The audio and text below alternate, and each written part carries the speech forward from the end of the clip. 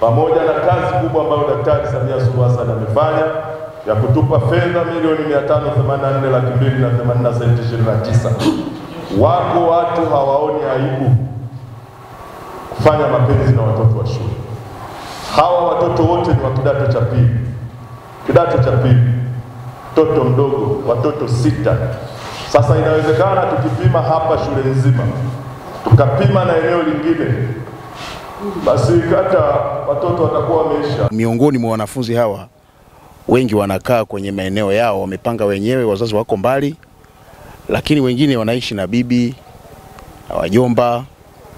Sasa swala hili linarudisha nyuma, hasa ukiangalia labda kipato kikiwa ni shida kidogo, watoto hao wanajiingiza kwenye vitendo vya ushawishi na kuweza kupata ujauzito. Lakini kama shule tumechukua hatua, ikiwa ni kupeleka taarifa kwenye vyombo vya dola. Kwa kweli hii changamoto ni kubwa mno kwetu, na yani inatufanya hata raha hatuna, kwa sababu watoto tunapenda wasome, lakini ndio hivyo, kuna vijana ambao wao wanafanya kazi ya kuwaharibia wanafunzi masomo wenzao. Kama adhabu ni kijana kwenda miaka 30 aende,